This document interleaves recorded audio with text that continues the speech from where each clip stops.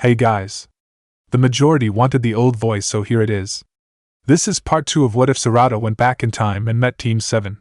Hit like and subscribe if you like this one, and also please check the author in the description. Let's start.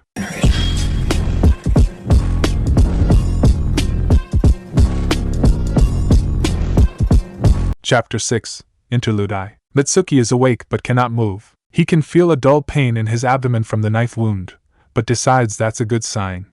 It means the paralysis must be wearing off, but not before the man with the mottled skin returns, holding an unconscious Boruto by the scruff of his neck. Not before he drags them all over to Konohamaru, and wraps his arms around them all.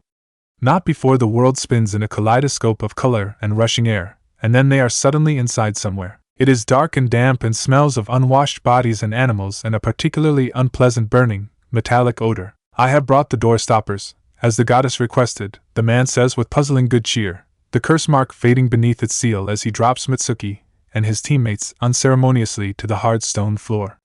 Is it enough? Bring them closer, a female voice rasps in the darkness. Let me look upon them. And that's when Mitsuki realizes for the first time they are not alone. He wishes he hadn't. As a child of Orochimaru, his upbringing was not as sheltered as his friends. He has seen limbs transplanted and bodies cobbled together as if from spare parts and bodies incubating in vats of water. Somehow, none of it prepared him for the grotesque creature before him. Lidless eyes blaze down at him, spinning in the red and black he recognizes as a Sharingan.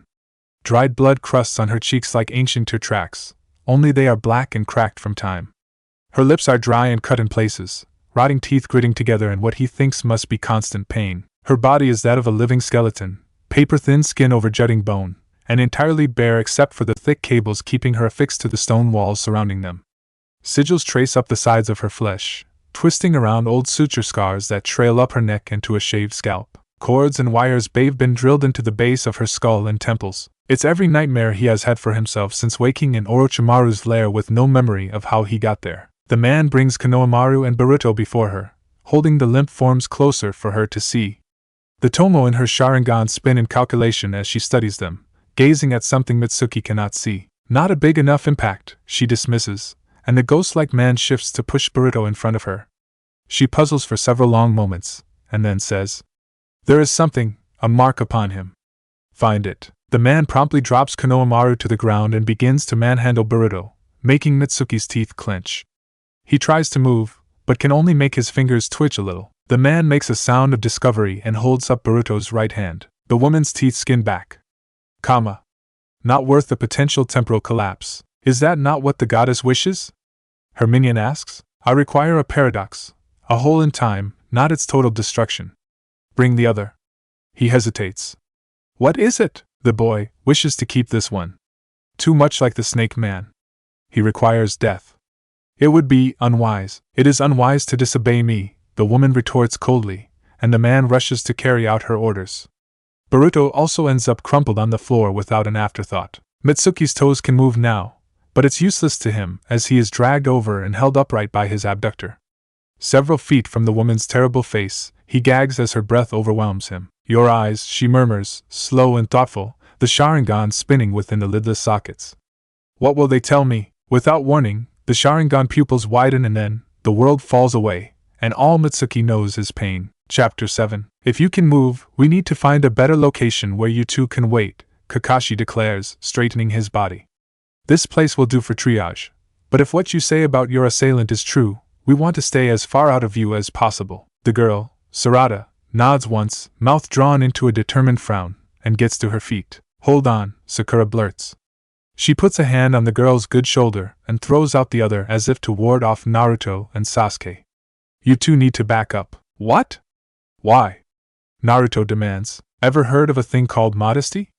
You're not allowed to see a girl in her underthings. Sarada, confused by this, glances down, notices the state of her clothes, and squeaks in embarrassment. The tatters of her tunic show glimpses of her skin and underwear beneath them. While it wasn't something of concern before, it is now that she's out of danger. So why aren't you pushing Kakashi-sensei out of the way? Naruto demands, his cheeks turning red. Still, he obliges and turns away. He's the one who reads, because he's giving her medical attention. It's different, Sakura snaps.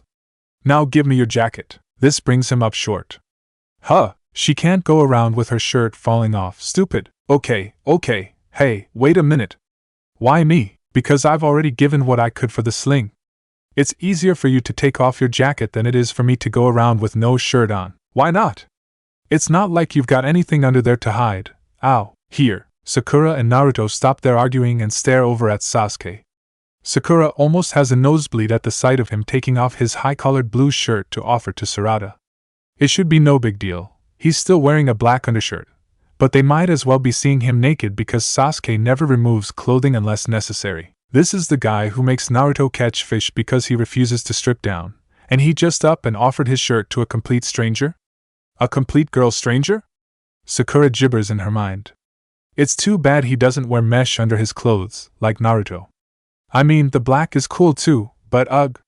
Stop it! Focus! Naruto notices the glazed look in Sakura's eyes and rolls his own. Great. We've lost her. What is it with Sasuke and girls? But when he glances over at Sarada, he notices she isn't staring at Sasuke in admiration, but rather confusion. Well, go on, he orders, disliking the attention. No one should be forced to wear that idiot's clothes. They're probably full of fleas. Take that back, Sasuke. Sarada accepts his shirt with hesitation. Her thumb brushes across the Uchiwa symbol on the back with what almost looks like the beginnings of a smile on her face. Sasuke doesn't understand why that feels like victory, nor does he bother to dwell on it. Instead, he surveys the rest of his squad's expressions, which range from speculative to resentful to dismayed. Kakashi clears his throat. All right. Let's find a temporary shelter. There's a small cave we found a little past the tree line, Naruto says. Looks abandoned, and it sort of smells a bit, but it's hidden. Then how did you find it? Sakura asks as she helps the girl into Sasuke's shirt. There's a tense set to her jaw that Kakashi doubts anyone other than he has noticed. Naruto mumbles under his breath and shoots a jealous glare at Sasuke. The implication is clear that it was the dark-haired boy who found it, not him. It's a short trek to the cavern, and after making sure the girls are hidden from view, Kakashi takes off for the cliffs. The boys follow, as usual, pretending they aren't trying to race one another. The three of them sprint to the top, weapons at the ready on the off chance that whatever or whoever threw the girl over is still there. Kakashi isn't too hopeful about that. If anyone is still around, he suspects they'd have heard a struggle. Sound carries, especially down into the valley. Think we'll find anything? Naruto pants as they climb. I doubt it, Kakashi replies. He also expects to come upon the bloody remains of the girls' team. If we're very unlucky, it will only be bodies. Do you know her teacher? You talked about him earlier. Kakashi's grimness increases tenfold. Yes. The only person it could be is Arata Sarutobi, who, Lord Third's older son. He retired from ANBU after his father died. I guess he figured teaching Genin would be a lot less dangerous, since he's the new head of the clan. Although I didn't realize they had already assigned him a team. I didn't know the old man had a son. Don't be an idiot. You had to, Sasuke retorts. His kid follows you around the village like a dog. Oh yeah? Wait. So that girl's sensei is Konohamaru's dad? Naruto exclaims, and then an edge of steel enters his voice. We've got to save him then. Konohamaru's lost enough. He speeds up, outpacing them. Naruto, wait! Kakashi calls out, but the boy shows no sign of stopping. Not to be outdone, Sasuke puts on a burst of speed too.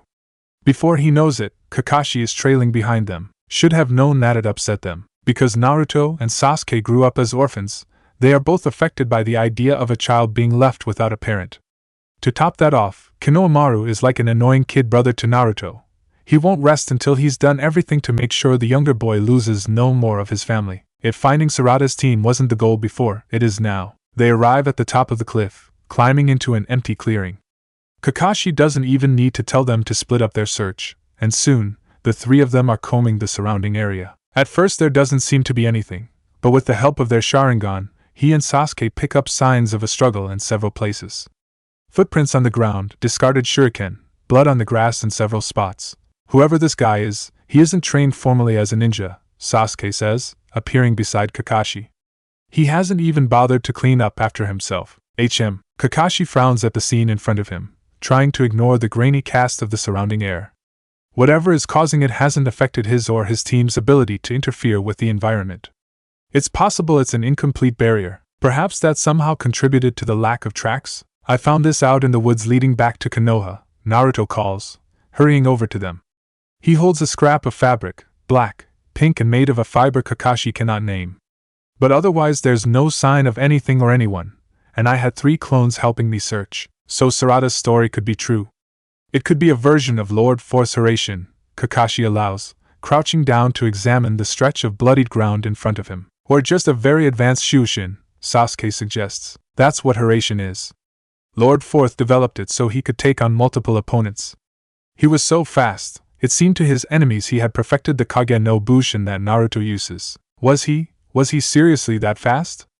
Naruto asks, eyes wide in appreciation. He looks so painfully like his father, and for a moment, Kakashi wishes he could tell him the truth. It's an important experience, being able to look up to one's father.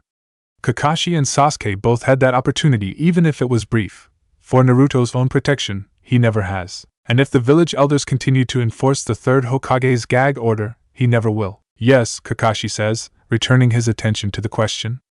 But he wasn't able to do so without an anchor of some sort. But if he was that fast, how could Sarada-sensei do what she said he did? Move fast enough to save her teammate? Kakashi considers this. Arata is an elite ninja, and he was that long before he settled down. As I recall, he possesses excellent reflexes. Of course, it could be something as simple as dumb luck. He turns to Sasuke. What do you think? She isn't being honest with us. What do you mean by that? Naruto demands. Kakashi suspects that he, like Sakura, didn't pick up on the holes in the girl's story. She was nervous talking to us. And evasive. Well, she woke up with a bunch of strangers hanging over her. Wouldn't you be shifty? She's just some genin like us. A genin who can use very advanced techniques, Kakashi says. The mission she talked about, it was probably C rank or lower, before whatever or whoever attacked. Do either of you recognize her? The village is big enough that it's possible not to be acquainted with everyone personally, but the margin is small. Naruto scratches his chin, eyes crinkling in thought. Hun. I guess she looks kinda familiar. But I don't know where I've seen her before. Maybe we met her at the Chunin exam? We didn't, Sasuke disagrees. And she wasn't at the academy with us, either. He's never bothered remembering the faces of random girls. He's made a point of completely ignoring them. But he feels like he should know this one. The uncertainty makes him clench his fists. She bothers you, Kakashi notes. You don't bait anyone like that. Except me, Naruto interjects. Except Naruto. I didn't bait. Fine. Not bait. But I've seen no one other than Naruto annoy you that much on so short an acquaintance. Kakashi rolls his eyes. Naruto, Sarada said there was a shed around here somewhere. Look for it, and we'll catch up. The blonde boy looks rebellious for a moment, but then snorts. Fine.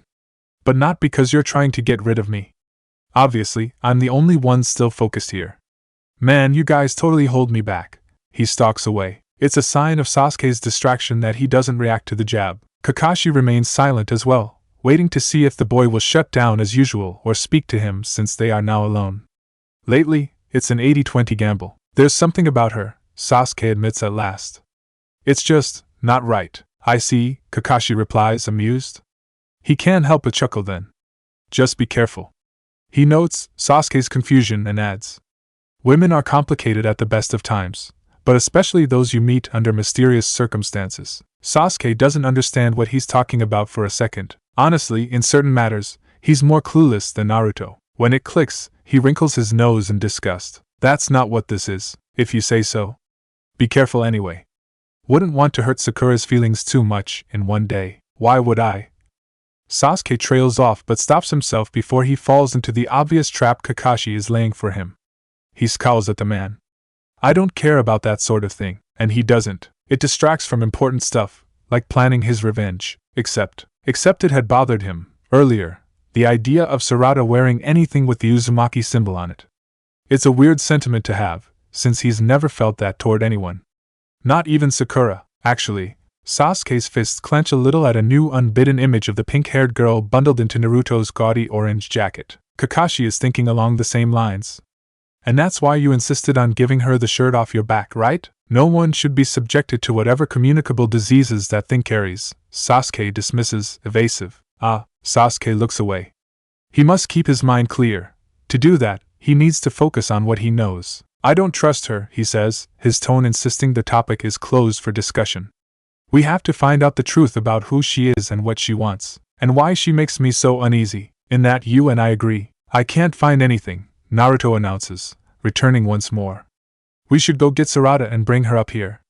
She's rested enough now, right? Naruto, who's never had a lasting injury in his life, doesn't understand the condition in which they found the girl.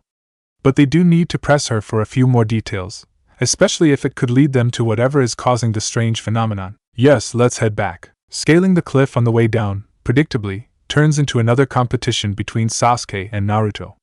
Several times, it looks as if they might lose their footing and plummet the rest of the way.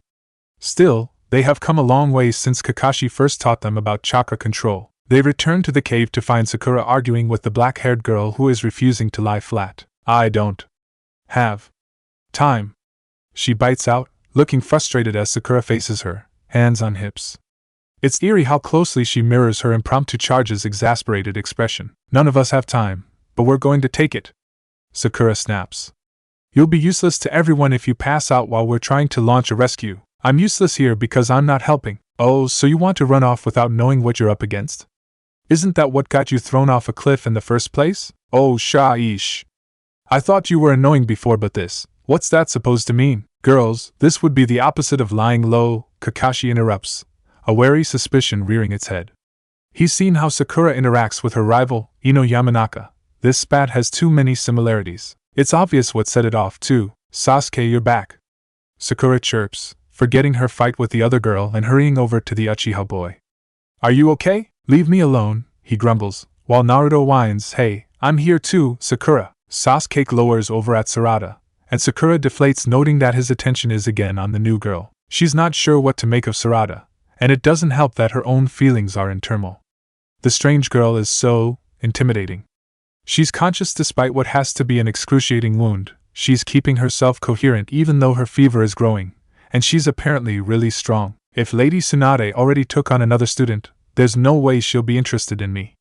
What's the point of even asking? And then, on top of all that, every male on Sakura's team is making a fuss over Sarada. Kakashi studies her like she's an interesting riddle, a welcome challenge in the wake of their latest string of boring mission work. Even Sasuke has crawled out of his shell to acknowledge her. It's bewildering because Sakura's never seen that. At least back home, Sasuke ignores every other girl as much as he ignores her. Well, he ignores her less, but that's only because she's his teammate, and he's obligated to pay attention to her, a fact she appreciates, in particular when she gets to see a side of him none of the other girls get to see. Until now, maybe. Sasuke marches up to Sarada. There was nothing up there.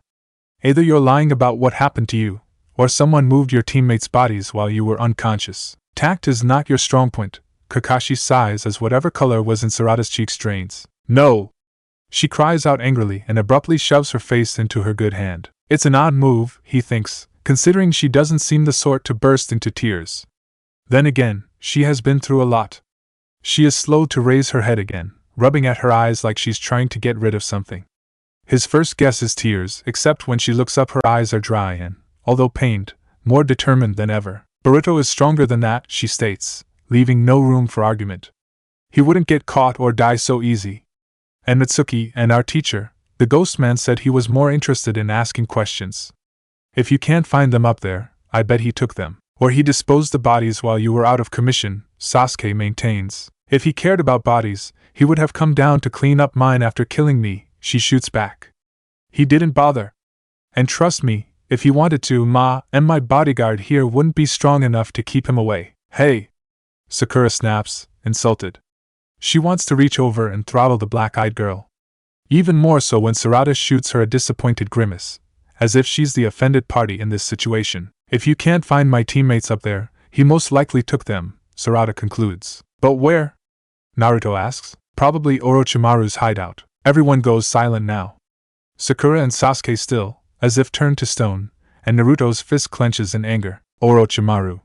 Kakashi repeats, careful to keep his tone level.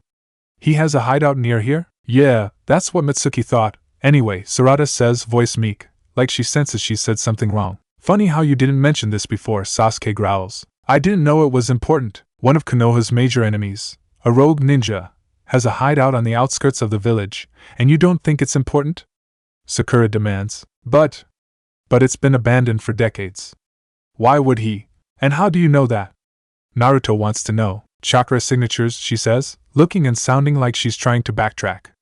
They were too faint for it to be a recent hiding spot. You're lying, Sasuke states. There was nothing up there. Then you weren't looking hard enough. I was looking hard. There was no shed or hideout or anything like you described. Which means you've been lying this whole time. Then he put wards or another genjutsu on the place because it's up there. You're just too useless to see it. Sarada yells, an edge of panic and frustration in every word. Sasuke's eye twitches. No one has ever called him useless before, and Naruto is inordinately pleased. You're wasting everyone's time asking stupid questions instead of looking for my teammates. Shaiish. Sasuke regards the girl with suspicion, and it hits him then. She reminds him of Sasuke. A lot. Not just in the way she focuses unwaveringly on her goals and anger either. Now that he thinks about it, they share similar features. It's not something either would notice themselves. A person rarely notices what they look like compared to others.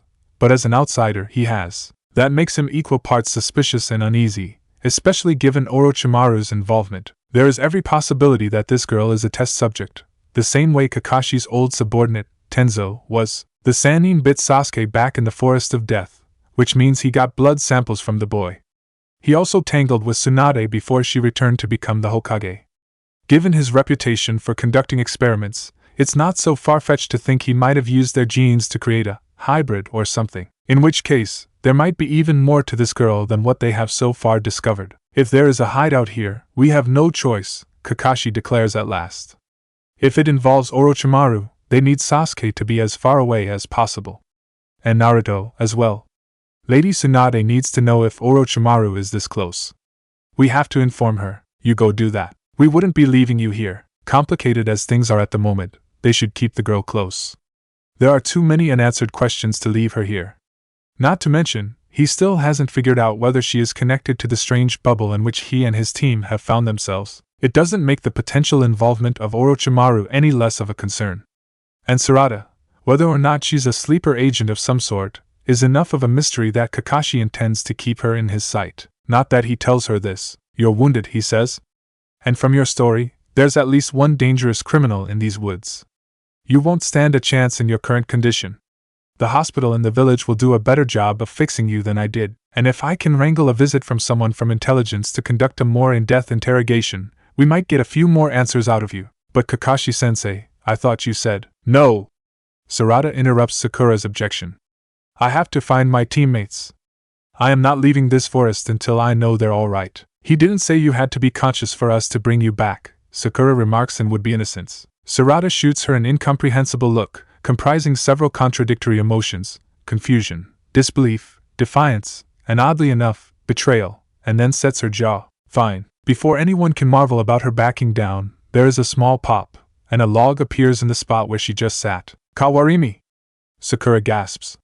I didn't even see her weave any signs, neither did I, Kakashi muses, going over the last few minutes in his head. The only opportunity she might have had to summon the substitute was when she hid her face. Everyone was watching and waiting for her slip up when she spoke. No one was paying attention to what her other hand was doing. She must have woven the signs with her injured hand, despite the immense pain, but I still should have noticed that. Unless, she could have cast a genjutsu on top of it. He's had his Sharingan covered since they returned to the bottom of the cliff, and if it was subtle enough, perhaps. Everyone fan out, he says, troubled. We need to find her. Who the hell is this girl? Sarada's ruined fingers throb in angry recrimination for her stupid stunt, but she doesn't have time to break down and cry. The world blurs past as she runs. Her only thought is to get away, to leave the impossible people behind her, and find her way back to her own teammates. If that's even a choice. She's not quite sure. The past hour has been a confusing blur of the inexplicable and downright unsettling. There's a creeping fear that the reason her father, no, Sasuke, and Kakashi couldn't find her team is that they aren't even in this time. None of this makes sense. Not that time travel makes sense, but still, she tries not to dwell too much on the surreal nature of her circumstances. All that matters right now is that she finds her friends, stops the ghost, man, creature, that hurt them, and fixes everything so she doesn't mess up the future. Or the past. She's not sure which anymore. All she knows is she can't risk putting the people she cares about in danger. It hit her before as she stared up at the distrustful faces of her parents and uncles.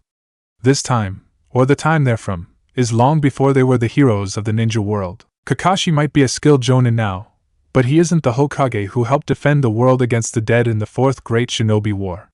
He hasn't seen the unbelievable yet.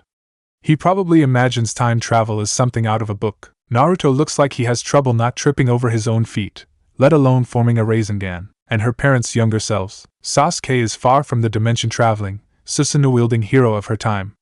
He looks peaky, like using the Sharingan takes the same toll on him as it does on her. His hair sticks up weirdly and that ugly scowl of his appears to be a permanent fixture. Sakura is even less like herself. Based on her bearing and the thinness of her limbs, she has developed none of the lean muscle Sarada is used to her having, or any of the strength Sarada associates with her. The legendary heroes of the Fourth Shinobi War are at the weakest she has ever seen them. If she gets them involved in this mission, they could get hurt, or worse, killed. Aside from not wanting to lose her loved ones, their deaths could change the entire course of history. The logical solution is to stay far away from them. Then there's the fact they don't trust her and are, likely, convinced she's a spy. Which is sort of her own fault, but trying to skirt the truth is harder when it's someone, or several someones, who know her well. Even if they technically don't know her well yet. Ugh, I'm getting a headache. And that's not the probable concussion talking either.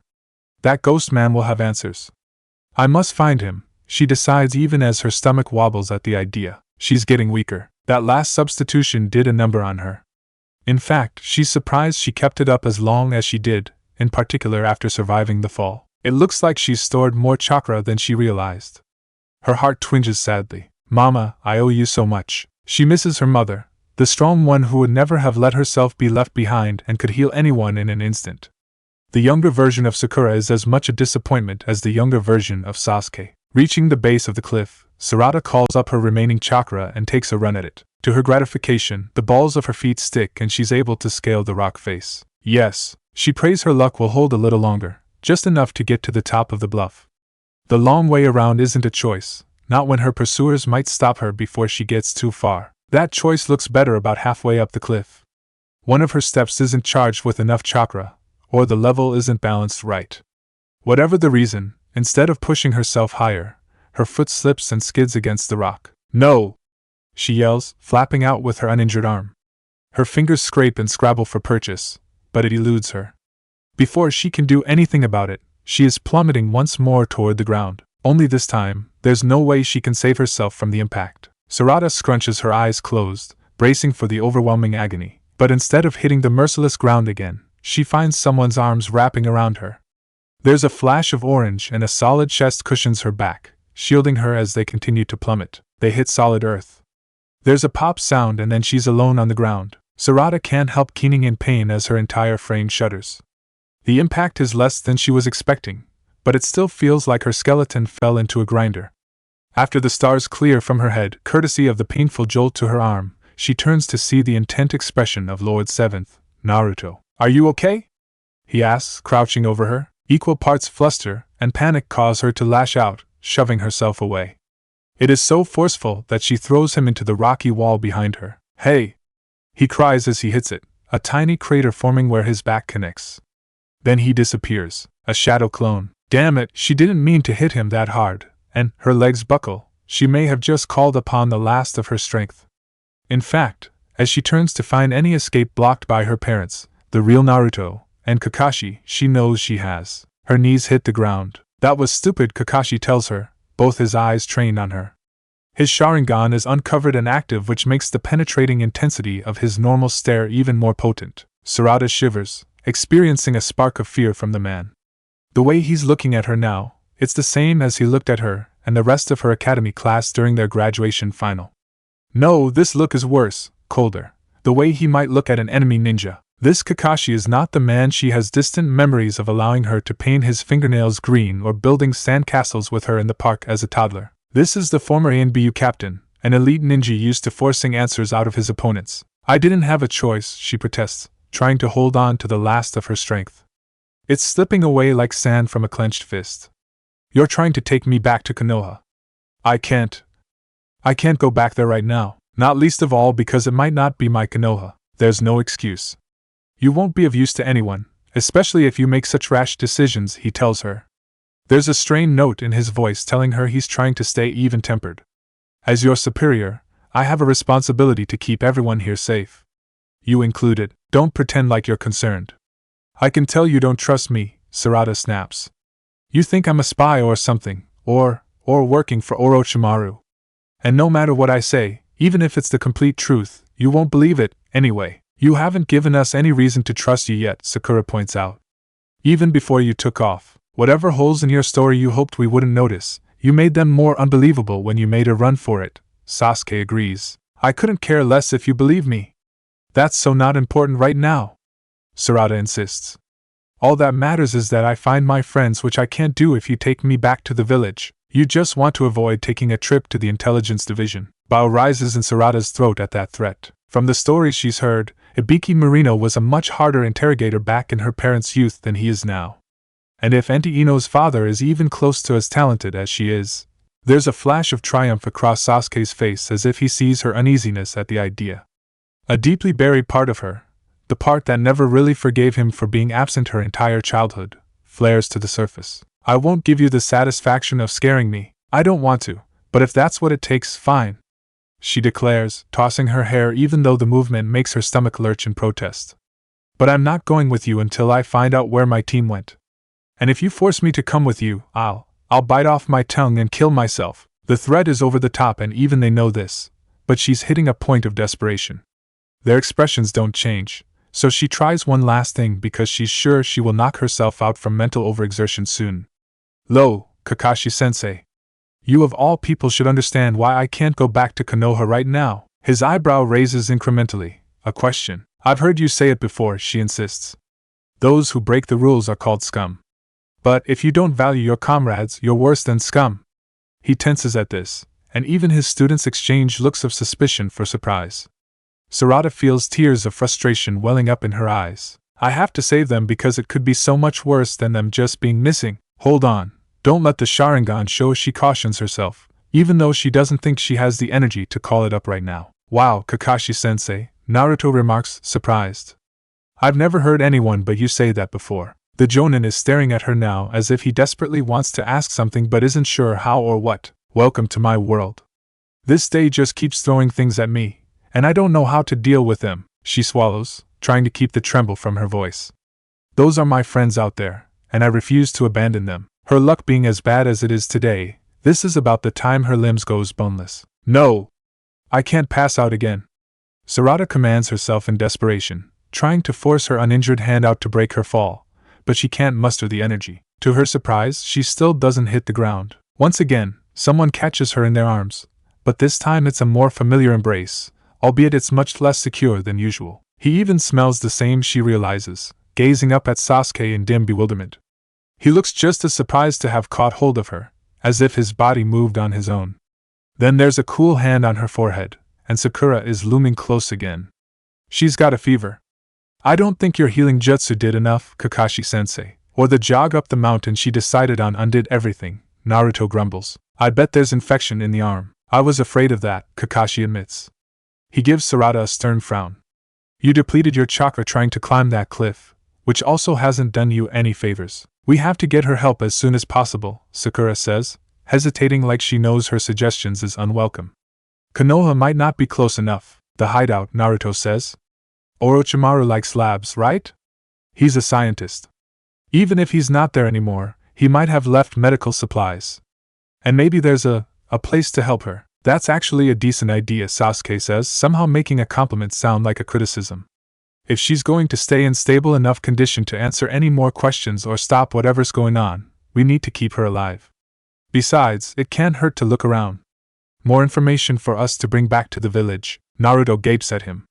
You've never said so much in one go. Are you feeling okay? Shut up, moron. Kakashi comes to a decision. All right. Spy or not, we can't stick around here. We'll head for the hideout. But if you didn't see it while you were up there, what makes you think you'll see it now? Sakura protests. Sarada will point it out to us. Won't you? But we can't trust her to tell us the truth about anything else. You figure she'll be honest about that? For all we know, it may be a trap. Hey! Sarada protests weakly, more than a little hurt. Her mother has never distrusted her before, and even if this girl isn't her yet, it's a discomforting experience. It might be, yes, but our options are limited right now. Besides, I have some insurance, Kakashi says, pulling a scroll out from his pack and raising his thumb to his masked mouth. There's the sound of teeth clicking and then blood blossoms at the tip of his thumb. He presses it to the parchment, and there's a puff of smoke. As it clears, a small brown dog appears. Pakken! Sarada recognizes, although the dog is considerably less gray than the summons she's seen in her time. Yo, Kakashi, he greets. I need you to head to the village and deliver this to the Hokage, Kakashi tells him, skipping the greeting. He removes a second, smaller scroll from his pack, adding a few shorthand notes to it before passing it to the dog. There are a few vital bits of information she and whatever team she sends will require. Got it, Pakken grunts, taking the scroll into his mouth. Sakura, you can head back as well if you want. No way! Sakura cries. I'm not going anywhere. Especially not now. I don't leave my team behind either. For the first time since waking up, Sarada sees a flash of her mother's attitude in this girl. It's a startling comfort. A comfort which disappears a moment later when Sakura trains a cool, distrustful gaze on her. There's a subtle narrowing of her eyes that Sarada has only seen right before her mother prepares to demolish a building, and it's directed at her. Well, this is probably not good, Sarada decides, swallowing heavily. Chapter 8. Pakken disappears with the scroll and a message for Tsunade to create a quarantine zone around the bubble. Sarada is not sure how much use that will be, but she supposes in Kakashi's place she would do the same. Sarada studies him, anxious, and imagines the thoughts going through his head. Whatever this version of him might pretend to his students, he is not at ease with the idea of heading into a potential trap. A search for a Nukanin's hideout is bad enough. Doing so because there may or may not be a homicidal lunatic keeping one of the village's squads captive complicates things even more. And they'll be traveling with a stranger they know isn't being honest with them, Sarada reflects. Any other shinobi would order his squad to bring her back to the village and then carry out further investigations himself. Thankfully, in a left-handed way, she needs medical attention now, and not in the half-day it would take to bring her back. Sasuke helps Sarada to her feet, an expression on his face like he isn't quite sure what to do now that they are both standing. That expression becomes more pronounced when she sways on her feet and falls back against him. You think you're weirded out by this? Sarada wants to ask him. I think I might be taller than you right now. That's weird. Here's the deal. Kakashi's voice breaks her out of her thoughts, his tone leaving no room for argument. We are investigating this place out of no other reason than medical aid. We're not about to go scouting the entire area looking for your squad. Our focus has to be on stopping whatever this chakra phenomena is doing, but if we do come across your squad in the hideout, everyone wins, she concludes faintly, swallowing. Exactly. But if we find nothing, there will come a point where we revisit the issue. And I won't tolerate any more protests from you if we have to return to Konoha. Sarada frowns, but she doesn't argue. It's the best she can manage now. I'll take you. I'm less likely to drop you on the way up, he says, earning a scowl from Sasuke. Though he's made clear his distrust of Sarada, he doesn't like any insinuation that he is weak. Kakashi strides forward and takes Sasuke's place, hefting Sarada into his arms. He is mindful of her arm as he and the rest of his squad head up the cliffs, and without entirely meaning to, Sarada relaxes into him.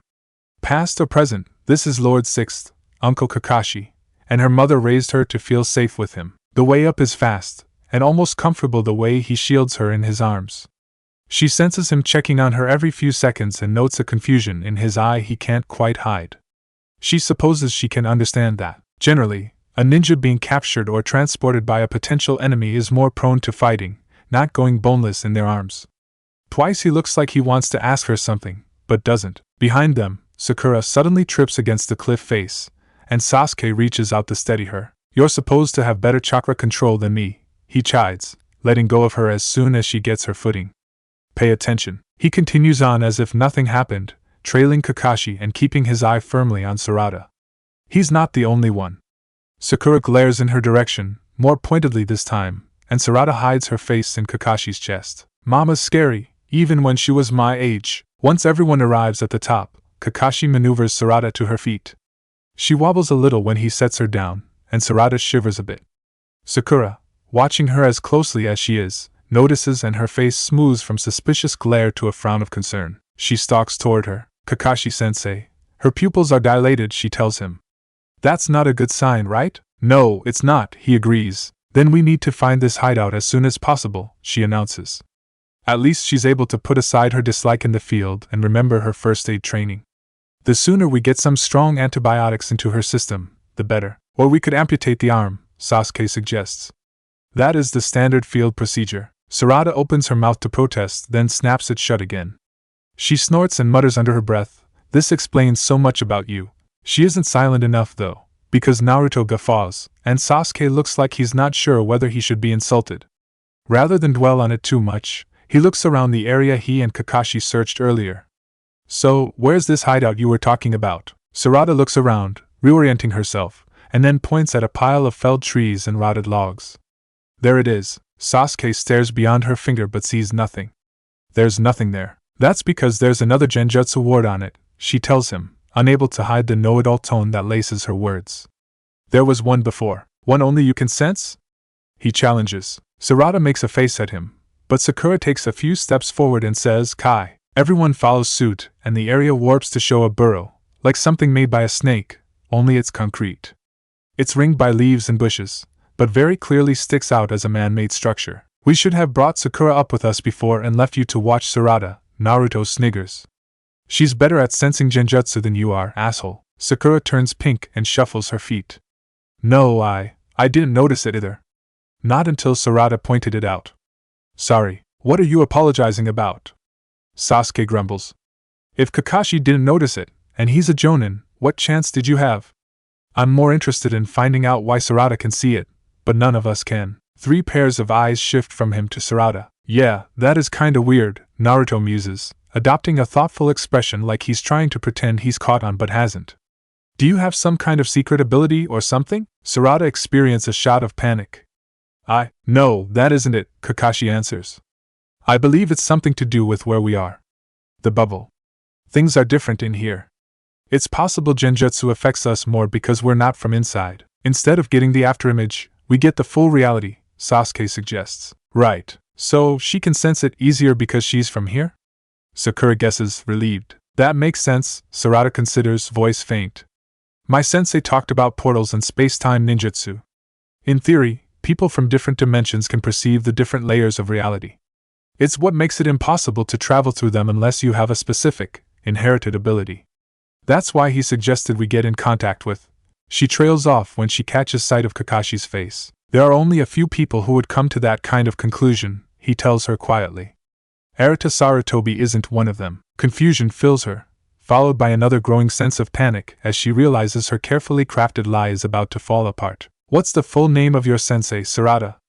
Kakashi asks her, his tone leaving no room for argument. She swallows, uncomfortable.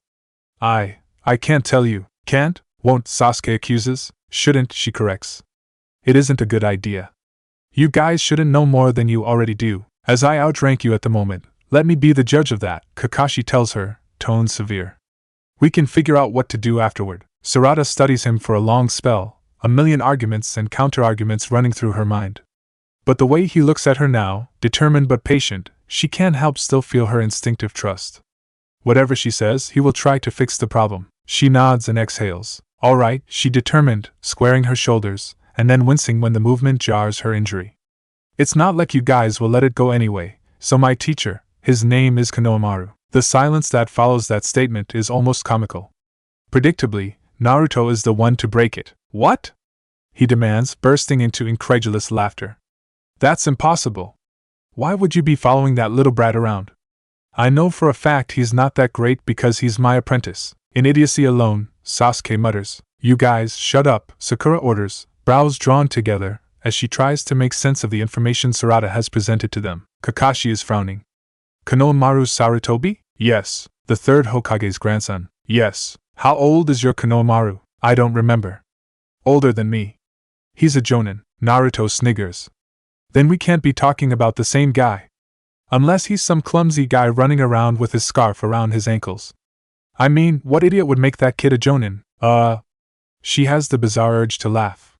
"The Hokage? And who's that?" "You asked me that already." "Lady Tsunade." "Yes, she's our Hokage," Kakashi allows with deliberate patience. "But she's not the Hokage where you come from, is she?" Sarada averts her gaze. "No. Not since before I was born." It takes a few seconds for her meaning to become plain. Sasuke's eyes widen. "Wait. Are you saying this girl is?" Sakura interrupts. "What?" Naruto demands, not getting it. "What is she?" Somehow, as hard as it is to believe, Sarada is from the future, Kakashi pronounces, ignoring the disbelieving stares of his students. His eyes are thoughtful, and she bets he is revisiting everything she has said or done since their interaction, trying to see how he didn't understand earlier, and to find out if there's anything she said since they met that might be dangerous. No, it's not, Sasuke counters. It's like I said earlier, this place looks like two separate spaces are stuck together. Only it's not space, it's time. It's our time and her time. The bubble! Sakura exclaims. We went through the bubble and, oh! It's us who traveled in time, not Sarada. Naruto whips his head around, looking at his surroundings as if seeing them for the first time. What, seriously? You mean right now we're in the future? No way. But everything looks so normal. It's only been about 20 years. What did you expect, flying cars? Sarada mutters. Flying what? Everyone looks puzzled by this comment. Oh. You don't have cars yet, Sarada realizes. Oops, why didn't you say anything? Sakura demands. I didn't think it would be a good idea. Why not? Because she knows us in the future, am I right? Kakashi suggests. Yeah, everything that happens to us from now until, well, 20 or so years from now, you said? Yes. So what? How is that dangerous for us? Naruto questions. It sounds like it would be handy. Oh, lots of metaphysical and philosophical reasons you wouldn't understand, Kakashi dismisses, earning unimpressed glares from his students. But let me try with an example. Say Sarada knows us all 20 years in the future. Okay, as of this moment, we know that in 20 years' time, we'll all be alive.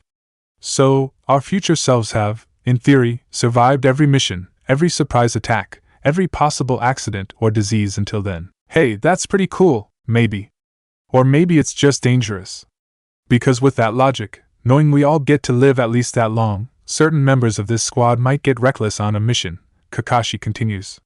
Someone might decide, hey, I can't die because I'm alive in the future, so I'll throw myself into dangerous situations because I'm invincible, and then get killed. Kakashi stares in Naruto and Sasuke's direction. The Uchiha boy makes an amused noise. He's looking at you, idiot. Naruto shoots him a glare. Nah, he's totally looking at you. Shut up.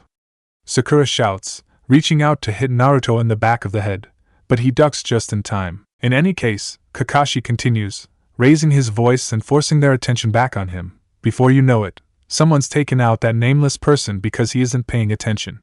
Then the whole future changes. You're assuming time is a strictly linear progression, Sakura points out, brow wrinkling in thought. But you said yourself there are parallel dimensions. How do we know this isn't one of those situations? We don't. Kakashi admits. But of the two options, it's safest for us to assume it's linear. He addresses Sarada. You acted as you should have done. I apologize for forcing you to tell us, but now that I understand what you were hiding, we can avoid any in-depth questions. It would have come out eventually, she sighs. This information changes things, though. We need to move fast.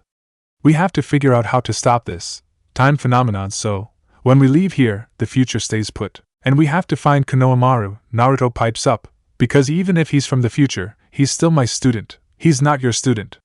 He's just some kid who follows you around so you can teach him perverted jutsu, Sakura grumbles. He's a potentially lucrative hostage, Kakashi interrupts. Past or future, the Sarutobi clan would be a valuable fount of information for an enemy. So, now he, and anyone he's with, are part of the mission. About time you thought so, Sarada declares, although the suspicious lump in her throat takes a little of the bite from her words. All right. Naruto cheers. Let's go, down into the creepy hole in the ground that's probably infested with rats and snakes and homicidal maniacs, Sakura mutters under her breath.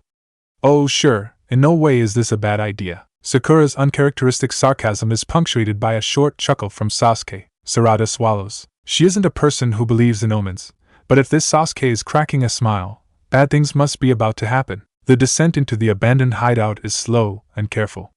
As determined as Sarada is to find her squad and deal with her arm, she doesn't blame Kakashi for taking his time. Even if this place didn't belong to that weirdo Orochimaru, there's something about heading underground that seems biologically counterintuitive. The entire place is pitch black, but by calling up the Sharingan just before it manifests itself fully, Sarada's vision sharpens. Still, she accepts one of the standard issue glow sticks Kakashi cracks open and hands to her, Sakura, and Naruto. No one comments on him and Sasuke not needing them. Unlit torches line the damp walls and water trickles down from tiny crevices. Their footsteps echo as they move and occasionally, There's a crumbling noise when someone steps on what Sarada suspects might be animal bones. Rats, Sakura mutters, confirming those suspicions. Ugh. Is there anything more disgusting? Whatever ate the rats, Sasuke replies, unconcerned. Sakura shudders so violently that, even in the dark, it's noticeable. Forget rats, do you smell that? Naruto complains. Sarada can't sense anything beyond the earthy dampness, but Naruto is the Jinchuriki of the nine-tailed fox demon. He might have sharper olfactory senses than any of them, even at such a young age. None of you seem to understand the concept of stealth, Kakashi grumbles. Sorry, Kakashi-sensei, Naruto and Sakura chorus, and Sarada resists the urge to smack herself in the forehead. This is the legendary Team 7? How did they survive to adulthood? But she can't help the tiny smile that forms. Despite the pressing nature of everything happening right now, she isn't stupid enough to squander her unexpected opportunity. The chance to get to know her parents and uncles as they once were is the sort of impossible wish she's harbored since she was little. Even if the charm has worn off when it comes to her father. At first interaction, he just seems so antisocial and misanthropic, she decides after a few seconds. Since meeting him, she's seen him go through more mood changes than her mother. That's an accomplishment, considering Auntie Ino is always talking about how Mama appears to have two spirits in her. Sarada's father is someone she has always sought approval from because she wants him to be proud of her. She still wants approval from him now, but in a different sense. It's almost competitive, like she wants to prove that she is as good, or better, than he was at this age. That fact makes understanding the younger version of Naruto a lot easier, too. From what she's observed, the blonde boy is frustrated and impatient. He strives for his self-appointed rival to approve of him, wants his female teammate to notice him, and yearns for his teacher to be proud of him. That last bit is just like Boruto, she realizes in surprise. At last she sees the similarity between her teammate and his father. Both have the same drive to prove themselves. While Lord Seventh isn't so overt about it anymore, the kid he is now seems to run on bluster alone, instead of actual aptitude. Sarada always imagined the great Naruto Uzumaki was born talented. Perhaps not the best at everything, like he always brags, or a genius like her father, but a natural talent at least. It turns out, he's a bit of a goofball, Sarada decides as the boy steps in something that goes squish. He then makes a big production of trying to wipe it off his foot, earning hisses of protest and warning from his teammates. Idiot! Knock it off, Naruto, stop it! You'll get it on me. Sorry, Sakura. I was aiming for him. Like that's any better. Come near me, and I'll kill you. Sarada can't help the giggle that escapes her then. They're all goofballs, she decides, feeling a little lightheaded at the realization. She shakes her head and picks up her pace. The light feeling doesn't go away though. Then, the world tilts, and Sarada staggers. Her knees threaten to give out beneath her, and it's only Kakashi's steadying hand on her uninjured shoulder that keeps her upright. Are you alright? Yeah. I'm just. The world is a bit spinny, she answers, frowning at the imprecise word. Can you keep going? Of course I can. She protests, taking a few determined steps forward. That she must concentrate is not lost on Kakashi. One of you carry her, he orders his genin squad. All the moving around is aggravating her injury. Sasuke sighs. I guess I can do it, Naruto declares. There is a beat, and they glare at each other. Oh, for crying out loud! Sakura snarls, pushing both boys away before they can come to blows. I'll do it. I bet you two would drop her down a tunnel or something, trying to compete with each other. Kakashi opens his mouth like he wants to protest, but Sakura picks Sarada up like she weighs nothing. Sarada gives an undignified squeak even though Sakura holds her without even jostling her injured arm. The rest of her squad stares at her in surprise. What? Sakura barks. Do you guys realize how many times you've ended up unconscious, and I had to carry you? Naruto and Kakashi have the decency to look embarrassed. Go mama! Sarada cheers inwardly. Perhaps she was too hasty earlier, thinking her mother was that different from the strong woman of the future. Good point, Naruto chuckles. But you've had to carry Sasuke more than me, right? TCH. Sasuke folds his arms and looks away. We have to find a way of treating her, soon, Sakura goes on, marching ahead. Then she pauses and turns back to the others, chuckling nervously. Where are we going? This place is confusing. Leave that to me, Kakashi says, bringing out his summoning scroll again. A flourish of blood and smoke later, a tan dog with sunglasses materializes. Akino. We need a helping hand, or nose, rather. Is there an infirmary somewhere around here? It'll smell like antiseptic and, this place smells like death, Akino grumps. eyeing the corridor where he has found himself. It's mostly empty, but what? Like I said, boss, it smells like death. Akino's muzzle wrinkles, and he bares his teeth in disgust. Rotting bodies. Kakashi looks grim. Kabuto's handiwork. Kabuto? Kabuto Yakushi? But isn't he the one who runs the Konoha orphanage? I don't think this was such a good idea, after all, Sakura says, swallowing. What if there's something still alive around here? Are you kidding? Naruto cries. First, we get to travel in time, now we might get to face the walking dead? This day is turning out to be so cool. Sarada rolls her eyes. He thinks it's all a game. Definitely like Boruto. You have an overactive imagination, Akino tells him, then turns away. Well, come on.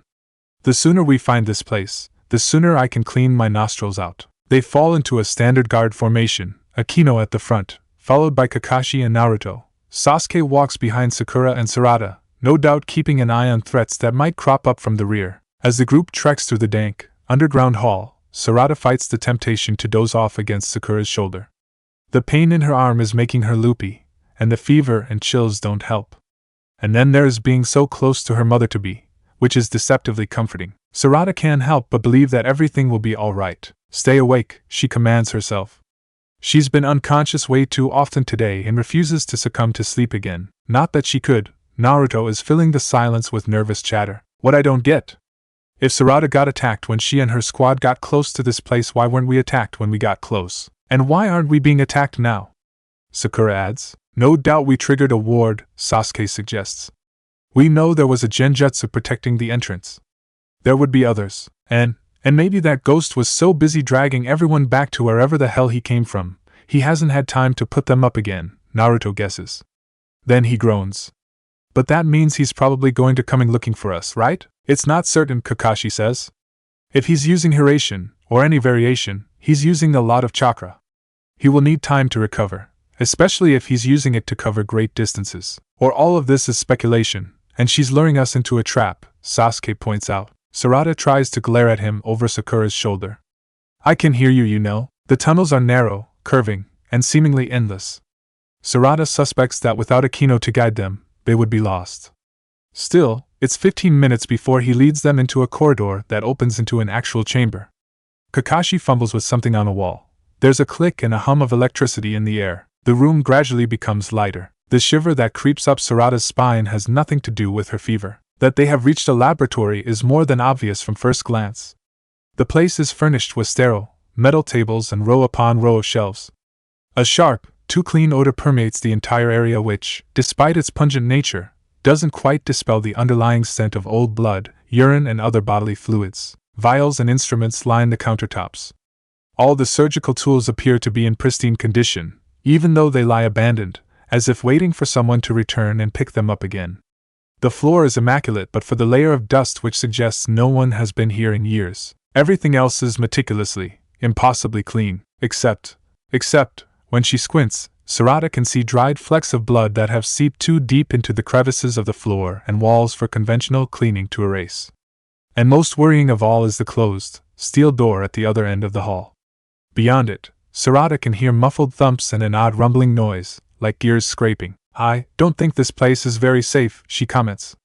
Are we sure there's no other scary lab where we can work? Kid, I just about burned my nose hairs off finding you this place, the ninja dog snarks. And on that note, thanks, Kakashi says. We won't need you to get out again. I've marked our trail back. See ya, boss. There's a puff of smoke, and he disappears. Come on. Let's do this and get out as soon as possible, Sakura says, shuddering. I doubt we'll find anywhere safer than this. And at least we already know it's creepy. Put her down on the table over there, Kakashi orders. I need help to get the right treatment together. Naruto, Sasuke, keep an eye out for danger. I doubt there is such thing as a safe place down here. Everyone scatters, and Sarada has to content herself with lying back on the cold slab of metal. She fights off the growing urge to vomit. Without a specific task to focus on, it's harder to ignore her condition. There's another odd grinding sound from behind the metal door, more like scraping, which makes her clench her good fist, but otherwise, the place remains quiet.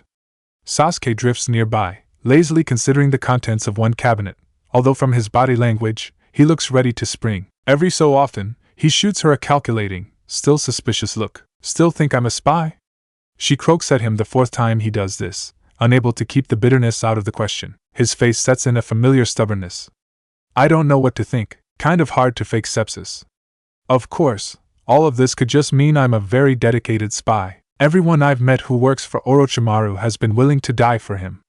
He's powerful. He rubs at the back of his neck, a preoccupied set to his jaw. I've only ever met people who wanted to kill him, Sarada says, thoughtful. And after seeing the guy myself, I mean, he is a guy, right? He looked more like a girl when I saw him, anyway. She trails off because something dark and pensive passes over Sasuke's face. She doesn't like it. Hey, what's your favorite food? She asks suddenly. Sasuke looks thrown by the non sequitur, but his focus returns to her. What? You looked kind of upset there for a minute, she explains. I don't have any potato chips to offer you, which is what my best friend Chocho does, so I'm trying to make small talk. My mother does that with her patients when she wants to take their minds off whatever's making them feel bad. Small talk, he repeats, half derisive and half like it's a foreign concept. Yeah, he snorts. Don't be annoying. Oh, come on. It's a safe subject. It's not something confidential, so even if I was a spy, I couldn't take over Konoha with the information. I'm not doing this. I could be dying. You should humor me. His eyes narrow. You are not dying. I'm going to guess. She ignores him and pretends to think about it. I bet it's tomatoes. You look like a tomato person. He crosses his arms, defiant. What about stuff you do for fun? He glares at her. You don't seem to have much of a personality, she goes on, so I guess the only thing you like to do is train. Or take walks. Am I right? I'm right, aren't I? If he glares any more, she suspects his face might crumple in on itself. This is way more fun than it should be. It's easier to tease this version of her father than the adult one. Even though she's mostly been arguing with him, this version is a lot easier to read. And let's see, what else? How about favorite color? I think it's green. Wrong. Sasuke's eyes bulge a little, as if he didn't expect to say anything. In fact, he appears to be furious with himself. Really? Sarada asks with false innocence. Are you sure? Because I still want to say green. Not a forest green or a camouflage green. More jade or seafoam. This is pointless, he protests. And also rigged. You come from the future. Ha! So, you finally admit I'm not a spy. She declares happily. Also, I notice you haven't denied the seafoam thing. What's going on here? Sakura's tone is falsely bright as she pops up between them so quickly and quietly that both jump. Sarada inhales from the pain of the unexpected movement. Sakura's eyes narrow at her in suspicion, flitting to Sasuke and then back. Her lips purse and the carriage of her body is possessive. And the way she's gripping a jar of ointment suggests she's seconds away from breaking it. Sarada suddenly concludes that her mother is intimidated by her, almost like she's worried about competition over her father. Oh, that is so gross. She hurries to clear the air. Sorry. I'm only getting your boyfriend here to admit I'm not a spy, which doesn't seem to be the correct answer because Sakura goes pink and flustered, and Sasuke snorts and stalks away from them. TCH, he grunts as he goes, leaving a crushed Sakura and a confused Sarada. It occurs to her right then what a bad idea it would be for her mother to learn the truth. This insecure, dependent girl, who is besotted with Sasuke, would hyperventilate herself into a coma. Worse, she might act foolishly and get herself hurt, or killed. Good thing Kakashi's on my side about not talking about the future, Sarada decides. She hopes she'll be able to avoid any conversation like that for the duration of this little adventure. As though summoned by her thoughts, Kakashi materializes beside the girls.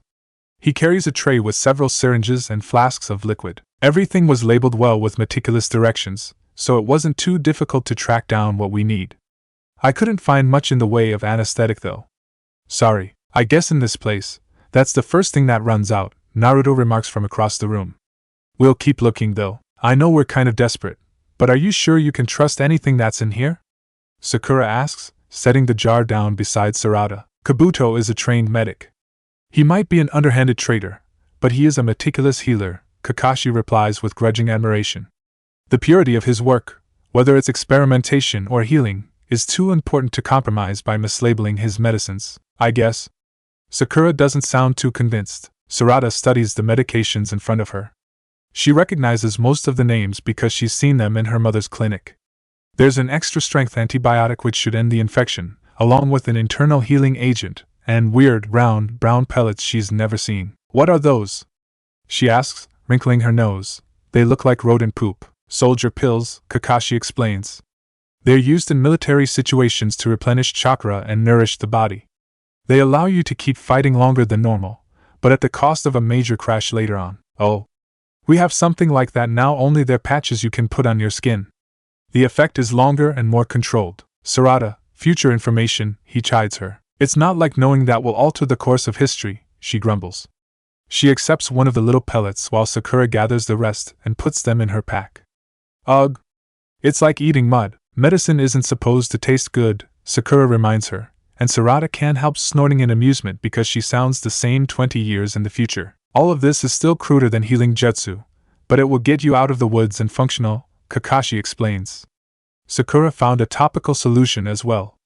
We can check the bandage and incisions I made before and then put this on to fight the bacteria. I don't think you want to deal with gangrene. No, thank you, she concurs. A minute later, she adds, you know you don't have to explain all this, right? My mother's a medic. I could do all this myself if I could move my arm. Kakashi chuckles at that and unbinds her injury, then reaches for the syringes full of medication. She winces as he finds a vein and tries not to swear. The process is long, but it surprises Sarada to find Sakura stays beside her. She might not like her very much, but she still offers Sarada her hand to squeeze whenever the pain from Kakashi's gentle prodding becomes too intense. The rest of the time, she is observing everything Kakashi does, looking fascinated and far from squeamish, which is more than can be said for Naruto whenever he wanders over to them. He keeps pulling faces, and when Sarada glances down, she can't even blame him. Until now, she hasn't seen her injury. She woke up with it bandaged and set in a sling, but staring at it now, she realizes it barely even resembles a hand anymore. Her bones, while not poking through her skin, seem crooked and misshapen. The knuckles of her index and middle fingers might as well have been pulverized. The incision marks that show where Kakashi put the bones back into place, what was left of them, in some cases, are reasonably well done. Visually, though, they are rough and in no way resemble the barely there sutures she would have gotten at Konoha Hospital. Sarada has more to worry about than aesthetics. All she can hope for is that the injury doesn't get badly infected. Then, if she gets home, when she gets home, her mother can fix the whole thing, which I figure means having them rebroken. She winces at both the imagery and Kakashi clipping the thread off of a stitch he had to redo. Outside of the pain, how are you feeling? Kakashi asks. Your strength, at least, should have returned. Yeah, Sarada agrees.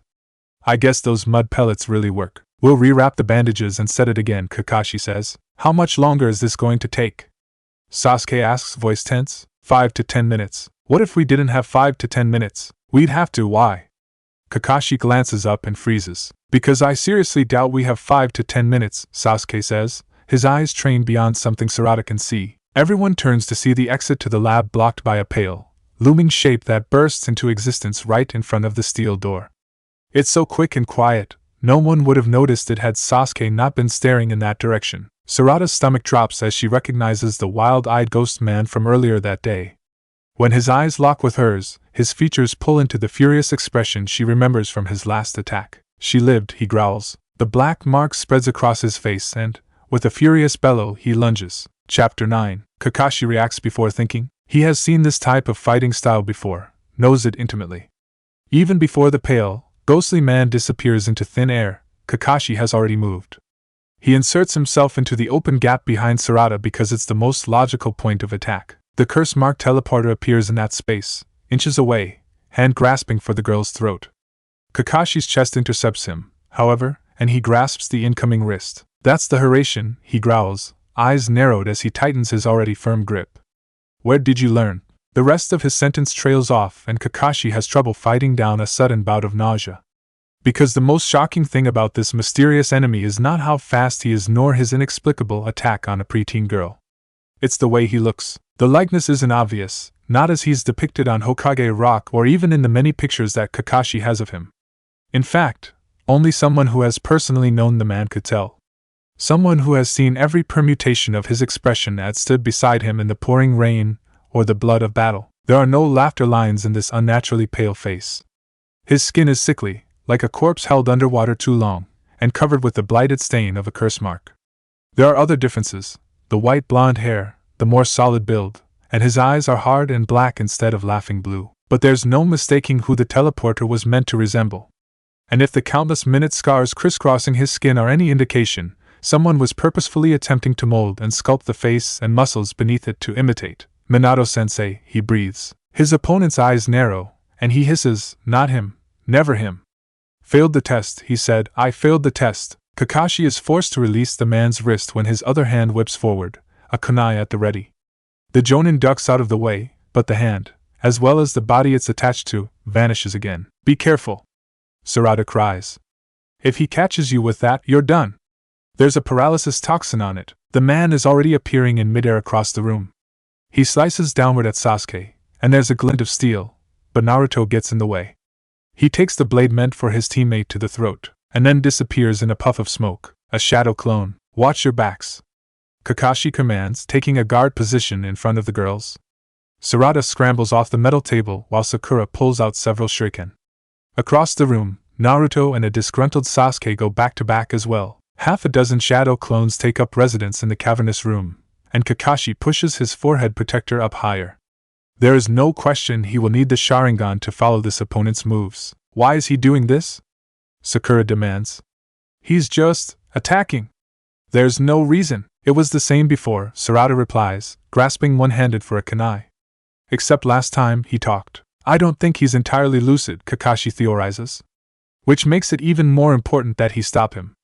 In his experience, insanity and power are a deadly combination. Easier said than done, though. The key to defeating the Hiraishin is the ability to predict where its user will be next. With Minato, someone Kakashi knew well, he could only do that half the time, even with the Sharingan. Aside from the warped resemblance, this enemy is a complete unknown.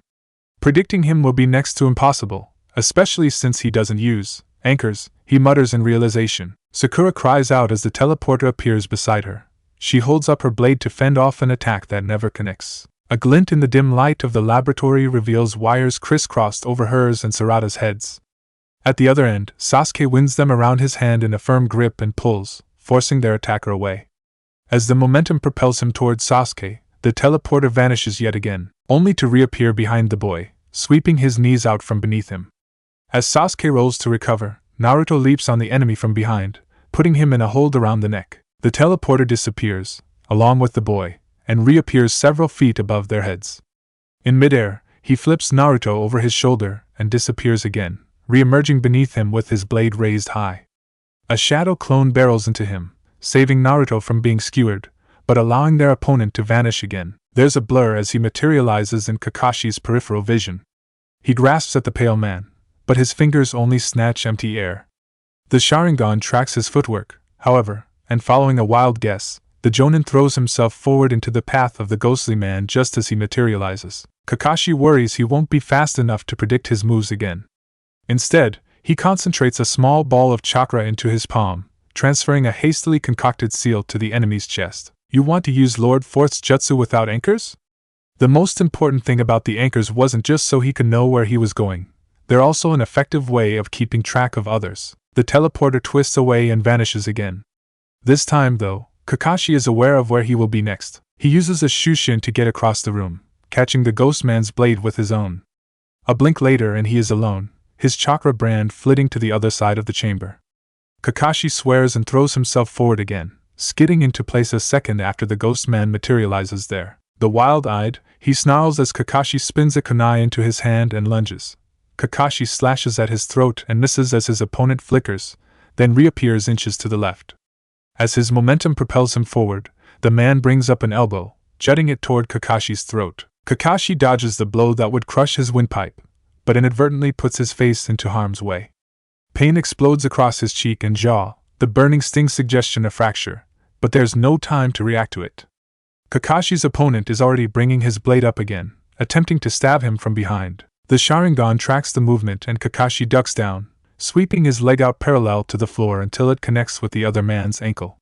Hooking it around, he upsets his opponent's balance, waiting for him to hit the ground. The ghost man teleports at the last moment, tumbling into view several feet away from Kakashi, and then makes another run for the kids. As if I'd let that happen, Kakashi growls, summoning up enough chakra to increase his speed to once more head him off. His lungs burn and muscles stretch to the point of tearing, but he hasn't competed against Madogai for almost 20 years without learning endurance. They race each other throughout the room, teleportation against physical speed, up the walls and across the ceiling, as down below the kids shout exclamations and warnings. Upon returning to the floor, the marked man shoves Kakashi into a wall, taking a swipe at his face, but Kakashi ducks, kicking out. The ghost man diverts the path of his leg, forcing Kakashi to skid backwards, catch himself on one knee, and then dart forward again. Bellowing angrily, the marked man flings a barrage of kunai in his direction. Kakashi's fingers fly, dorihiki, and a wall of mud explodes from the ground to shield him. It's a distraction though, as Kakashi discovers when he senses the marked man in the space behind him, attempting to bring his blade down on Kakashi's head. He strains to meet it, sparks fly from where the blades connect, and he lashes upward with his right knee, landing a hard blow to his opponent's side. When the ghost man swipes at his face, Kakashi catches the incoming arm in a lock, then twists his body upward to kick at his head. His opponent grunts, stumbling forward, and Kakashi takes advantage of this to leverage himself upward. He hooks his left leg over the other man's shoulder, then pulls the right one up. Feet crossed behind the curse-marked man, he bends his body backward, using his momentum to tug the other man with him. Landing on his hands, Kakashi uses the force of his legs to haul his enemy over his head and flip him flat on his back. Disoriented, the ghost man remains on the ground for precious seconds, and Kakashi scrambles to his feet, stomping his heel into the man's face. Before he can connect, the pale man vanishes. Damn it! Kakashi's head whips up, just in time to brace himself for the body barreling into him, shoving him through one of the giant columns supporting the ceiling. Dust fills the air, the room shaking from the impact. Kakashi-sensei! Sakura calls, anxious. Panting, he gets to his feet, wincing at the ache in his chest. He suspects a broken rib, and takes off after the marked man once more. This confusing, high-speed dance repeats several times. To Kakashi's dismay, every time, he's a fraction of a second slower. It makes no sense. He should be running out of stamina. Hydration isn't something that can be used indefinitely or in such rapid succession. Not without the chakra reserves to back it up. Kakashi doesn't have those or the curse mark, which he assumes is powering his opponent. At this rate, I'll burn out before he does. And when that happens, his students are the ones who will suffer. The teleporter is still much too fast for any of them to do anything about. If Kakashi can just catch the guy in one place for long enough, he can fully incapacitate him. After that, they can question him. An idea comes to him then. A spectacularly bad course of action that he would rather not do. The 2 times he's ever needed to rely on the advanced abilities of his evolved Sharingan, he's ended up temporarily blind or passed out. And he's never tried to bring anything back, which they will need to be able to do, but there is no telling how long this teleporting enemy can keep up his relentless assault on all of them. As fast as each member of Team 7 can be, they will never catch up with someone who can flit from place to place in the blink of an eye. This guy is fast. Faster than Itachi even. Which means we're all dead if we can't stop him, which makes it the only option. Naruto, behind you, he orders, conscious of the small burst of chakra zipping across the laboratory toward the boys. One of Naruto's clones takes a running jump, vaults over the original and lands a punch on the teleporter right when he bursts into existence. As he careens backward, he doesn't disappear again, suggesting he's been momentarily stunned. Sasuke, keep him still. The boy doesn't reply. Instead, he forms a series of hand signs, kanashibari, and the teleported seizes up. I can't hold it very long, Sasuke warns his sensei, unsure exactly what the plan is. That's fine. You and Naruto get clear, Kakashi orders, striding forward. His regular eye is shut tight, and his Sharingan is that pattern. Sasuke realizes, seeing that Kakashi's eye doesn't just show the Tomo design he's become familiar with. Instead, something like a spinning black wheel has taken its place. You have the, not now, Sasuke. Get out of the way. Kakashi snarls, focusing on the spot where the teleporter is already getting his ability to move back. The paralysis technique appears to be less effective against the strength of a curse mark. Despite his first instinct, Sasuke doesn't argue. This turns out to be a good idea, especially once he notices the air around the crazed man begin to ripple and whirl.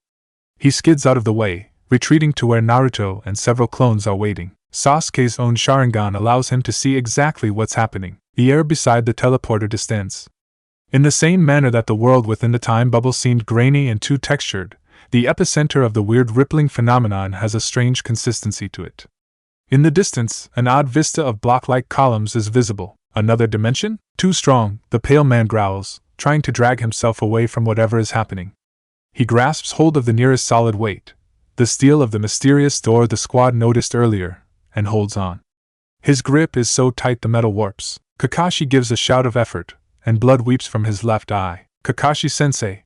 Sakura cries out in horror, and even Sarada's face is twisted in disbelief. There is a scraping, grinding sound as the door is torn from its hinges. The ghostly pale man howls in anger, and then he's gone. There's nothing but an empty door frame, leading into the shadowed dark. Kakashi slumps, only just barely stopping himself from falling to the ground. Got him, he says, sounding weary yet relieved. He's trapped. Trapped where? Sasuke demands, regaining his wits. What did you do? How did you do it? And when the hell did you get? He finds himself abruptly thrown backward. The right side of his chest burns in pain, and there's a snarling, grunting noise that fills the air. Sasuke! Sakura's scream brings him back to himself. He's on his back, a heavy figure looming above him, keeping him pinned to the ground. It seems to laugh, at least that's what the noise sounds like. It's hard to tell, as the man-shaped creature's mouth has been wired shut. Instead of claws, this thing has razor blades sewn into its bloodied fingers which it pulls back to take another swipe at him. It doesn't get the chance as it is hit from behind by a Sharingan. Hey, get off your ass, Sasuke! I don't have time to keep saving it! Naruto yells, livid. We've got company. Sasuke doesn't reply, jumping to his feet. He's furious at himself, once again needing his teammate to save him. He ignores the deep gashes in his chest and takes a quick survey of their latest obstacle, or rather obstacles.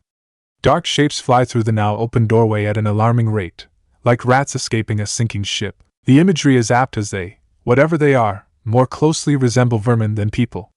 They might have been human at one point, but now none of the poor wretches even resemble men. It's as if someone took leftover body parts and shoved them together, creating patchwork monstrosities. Some of the creatures are missing eyes, others have extra ones sewn in. One newcomer has hands where his feet should be. All of them are covered with sinister versions of the same curse mark that the ghost man sported. Just seeing them makes Sasuke's shoulder twinge uncomfortably. Orochimaru's failed experiments, he realizes, looking at the things and trying not to throw up. They are grotesque, perversions of nature. Or Kabuto's, Sakura says, disgust and contempt filling her voice. Everyone get out of here now, Kakashi orders. There's no way we can. His eyes roll back, and he topples backward, unconscious. Kakashi-sensei! Naruto yells, and two of his clones rush over to him. Great, Sasuke fumes. It looks like it's up to him, and the idiot to get them out of this one. And considering the number of creatures with cursed seals that keep pouring through the door, they will not last very long. His own seal burns on the back of his knight, tempting him to give in to it. It will lend him the power he needs, and with it, he might be able to protect the others. He's an Uchiha, not whatever these poor bastards were before. But remembering Kakashi's now useless, unconscious body stops him. The curse seal weakens him too much. The squad has already lost their strongest fighter. He can't afford to deprive them of another, no matter how much his blood sings to let loose. Sakura, get Sarada and Kakashi out of here! He bellows, a Chidori crackling to life in his palm. He only has enough chakra for 2 raw bursts. If he's lucky he can push it to 3. He might be able to buy the others time to escape. Naruto has called up more clones. 2 of them are already pulling together another Sharingan. Still, it's an obvious effort. The ball of energy is nowhere near as big as it needs to be. Behind them, 2 clones hand the unconscious Jonin off to the girls, and then return to the fray. We don't have much time, Sakura mutters, hefting Kakashi over her shoulder. No, and those things will keep coming with nothing holding them back, Sarada agrees. We have to find a way to plug the hole. Sakura draws out a handful of kunai with explosive tags attached. I can set these off. Too much can go wrong with that, Sarada points out, keeping her eye on the waves of curse-marked beasts trying to reach them. The boys are doing a barely sufficient job keeping them away, but it won't last. If the blast radius is too concentrated, it'll hit Naruto and Sasuke. If not, these things can get out. It doesn't matter, Sakura tells her. Better we keep them from getting out, even if we have to sacrifice ourselves to do it. Sarada's jaw tightens at that, and she looks away from Sakura then. Her head moves from side to side, as if taking in the width of the room, and for an instant, Sakura imagines a glint of red behind the broken glasses. When the girl returns her attention to Sakura, her onyx eyes are hard, black eyes. I did imagine it, Sakura thinks as Sarada announces, I have an idea. A chamber this big needs to have load-bearing walls. If we take out the walls where the most support is, we take the whole place down, Sakura finishes, also glancing around the room now. She does quick calculations in her head, based on the dimensions of the room and an estimate of how deep they are underground. She tries not to dwell on the fact the other girl figured that out before her. We need to get the others out, Sarada says. Back the way we came in, and then, if we set off some controlled explosions, we can cause this whole place to collapse. That could collapse more than just this cavern, though. It's a risk we have to take. Sakura grunts in half-hearted agreement and calls out to her teammates. You guys. We need to get out of here. Fall back. The boys listen for once. Both Sasuke and Naruto retreat toward the entrance while Naruto's shadow clones scatter. Two help Kakashi disappear through the door, while the rest form a barrier against the incoming beasts. When the pale creatures attempt to leap over the wall of orange-clad clones, Sasuke lets loose a burning assault of fire. It feels like an eternity later, even though it's only a few seconds, before the boys stagger past Sarada and Sakura. Now! Sarada orders, and Sakura flings the explosive tags in a circle around her, hitting the load-bearing pillars of the laboratory. Before she ducks back out into the hall, she throws the second volley to ignite the tags. Get back! Sasuke snaps, pulling Sakura into the relative safety of the outer hall. He reaches for Sarada too, but she darts out of his reach. Sarada! Naruto yells. Everyone watches as she jumps into the air, bringing down her uninjured hand toward the spot where she just stood. There's a trick of the light where her eyes seem to burn red and her fist connects. It has to be a trick of the light, Sasuke insists to himself. The ground beneath her cracks and splinters in the same they have all seen when Tsunade uses her massive strength. While the destruction scale isn't quite as impressive as the 5th Hokage, the way the laboratory is already collapsing in on itself, it remains effective enough. The cracks she's made radiate within the frame of the entrance, splintering up the top and traveling along the ceiling and walls in the immediate area. Already weakened, the whole entrance passage joins the laboratory in coming apart. Watch out! Naruto shouts as the girl is almost obscured with dust. From within the flying debris, the last of his clones appears and shoves her out of the way. An instant later, a large block of the ceiling slams into the place where she once stood. Naruto is just in time to catch Sarada before she hits the ground, but there's no time to rest. The whole hallway and tunnel network begins to crumble as well. Everyone move it! Sasuke orders, as between him and Sakura they drag Kakashi up the passage. There doesn't seem to be a minimum safe distance, though, because the cracks keep following them. As they run, large chunks of stone and dirt fall from behind, and it's all they can do to keep ahead of the destruction. Which way? Sakura demands. Kakashi-sensei said he marked them, but who cares? Just don't die. Sasuke snaps as a passage near them implodes. They have nowhere to go except straight, relentlessly pursued by the roar of sand and earth crumbling. Even the ground beneath their feet threatens to give way. There! Sarada shouts, pointing to a small side space that doesn't appear to be in the path of the breaking ceiling.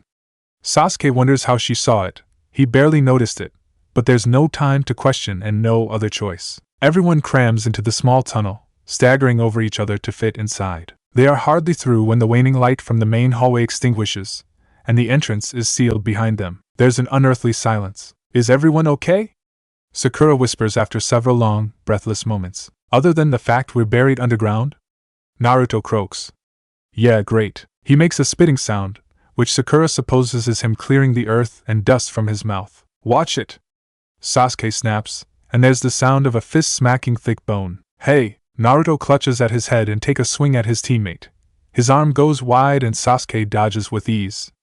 Despite the lack of light, Sasuke can see everyone's outlines well enough with his Sharingan. There are darker patches on everyone's faces, mostly bruises and dirt, but otherwise they appear all right. He's uncomfortably relieved at that. Let's not do that again, Sarada says, grimacing. You were the one with the bright idea to collapse the ceiling of an underground cave on us. Sasuke's voice is derisive as he examines his chest, wincing as he prods the gashes there. The bleeding isn't life-threatening, but he'll need to treat it soon before infection sets in. It worked, didn't it? Also, ow, can we get some light in here? Sakura asks. I can't see a thing. Speak for yourself. Not all of us can see in the dark, Sasuke, she chides, exasperated with him for the first time all day. Hold on. I think Kakashi-sensei has another glow stick in his pack. She rummages. How is he? Naruto asks. Unconscious.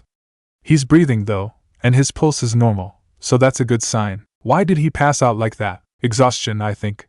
Whatever he did to that teleporting curse-marked guy, it took a lot out of him. What did he do? If I had to guess, I'd say he somehow shifted the ghost man into another dimension. It would make sense, considering the way he was talking about different dimensions earlier today. but I never realized that he could do it. Can all Sharingan do that, Sasuke? No, is the flat reply. That was a higher level ability. I've never seen it before. But I want to find out how, and why he has it. He shouldn't have done it, Sarada declares fervently. He could have gotten himself killed, then all of us would have been in trouble. Kakashi-sensei wouldn't have done it if he didn't have to, Sakura retorts. He would never put his comrades in danger unless he had no other choice. Besides, we did fine, Naruto insists. I was awesome, as usual, and only had to pick up Sasuke's slack a little. Thwack. Oh. Stop that, knock it off, you two. There's hardly enough room in here as it is, which isn't exactly true. The spot where they've all come to rest is just shy of where the earth has caved in, cutting them off from the rest of the underground hallways. This side space also leads somewhere. Sasuke just isn't sure where. Oh look, there's more tunnel, Sarada says, scanning ahead a little. Sasuke frowns, not sure how she can see that, especially before Sakura opens one of the glow sticks with a crack. The area is filled with a familiar, eerie green light and Sarada turns back to them. I bet there's another way out that way. If we follow the... Three shocked gasps interrupt her. Naruto's jaw slackens, and Sakura feels the color drain from her cheeks.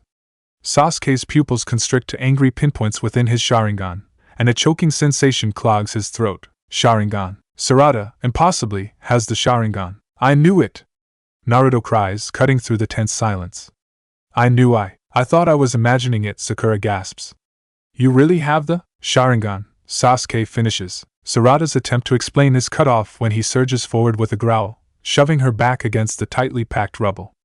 A pained cry tears from her throat as her shoulder connects with a particularly pointy stone, but he doesn't care. What the hell are you? Sasuke demands, Tomo wheeling and spinning at her as he seeks some clue to how she has eyes like him. Hey Sasuke, stop!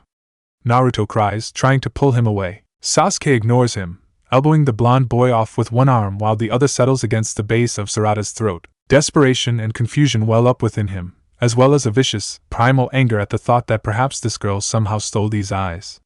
It's the most serious crime among the Uchiha, after all, but no, he doesn't sense anyone else's chakra signature but her, so they belong to her. But, stop Sasuke. Please! Sakura implores. We need to find out what's going on, and we can't if you... Going on? Isn't it obvious? He hisses. She's an experiment. Orochimaru somehow got his hands on a Sharingan. He cloned it or something and implanted it into her. I thought the time travel story sounded weird, Naruto stage whispers.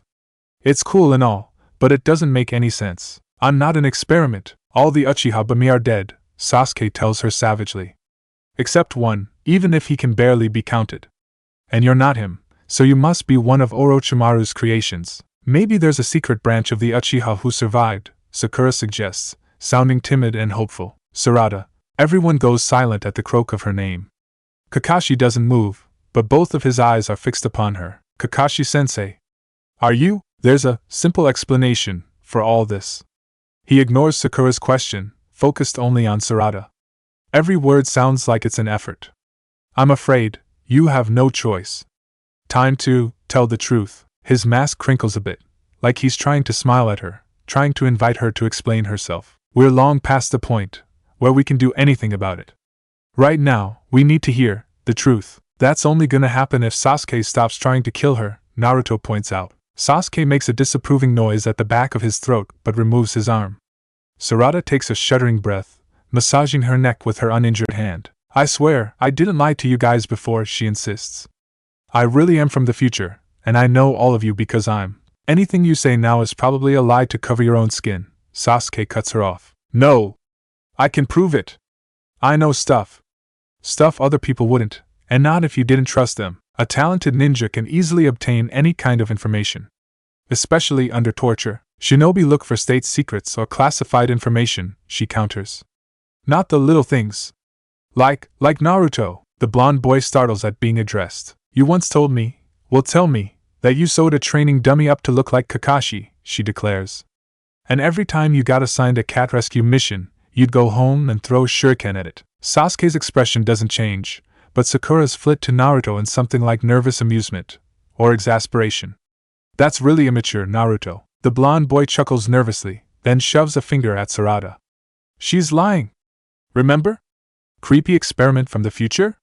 I'd never. I already knew about the dummy, Kakashi sighs, trying to pull himself into a sitting position. His arms wobble as he tries, so Sakura moves to help him up at once. Naruto, you realize I'm not the one who assigns our missions, right? Yeah, but you make us accept M, and hold on. You've been in my room? A few times. You should watch those sell-by dates on your milk. Stay on topic. Sakura barks and then shoots a distrustful glare at Sarada. That's not very good proof. Kakashi already knew, so it wouldn't exactly be hard for someone to guess. Sarada desperately casts about for something else to say. Kakashi. He actually spends days coming up with ideas for his competitions with Guy. Then he pretends like it's just something he thought up on the spur of the moment. Kakashi's normal eye narrows at her. I do not. You do too. You told me yourself about the can opener competition. Even in the dark, she can see him go red beneath his mask. What can opener competition? Naruto asks, but Sasuke has had enough. None of this is anything you couldn't have found out with observation, he snaps at her. It doesn't prove a thing. She looks like she's struggling, panic in her eyes, and then she blurts out, you slept with a green plush dinosaur until the night before you started the academy. Sasuke freezes. Beside him, Naruto huffs in amusement, and Sakura's expression softens in an embarrassing affection. How do you? No. You could have still. It belonged to your brother before it belonged to you, she continues. And you told me it's the only thing you kept from before he left. He's too surprised to speak right now, and she takes advantage of it. You weren't going to keep it. But when you were about to throw it out, you remembered something your mother told you. About how she got your father to win it for her in a game of Yu-Yu Tsuri, and you kept it on account of her and, stop. To everyone's surprise, he is now moving away from her. He crawls backward, pushing himself to his feet so he can take another step away. His eyes are back to normal now, despite staring at her like he can't decide whether he is amazed or terrified by her. Who are you? Naruto asks. Why would we tell you this stuff? That's the question of the day, really. And there's no other choice but to answer it now. My name is Sarada, Uchiha, she whispers.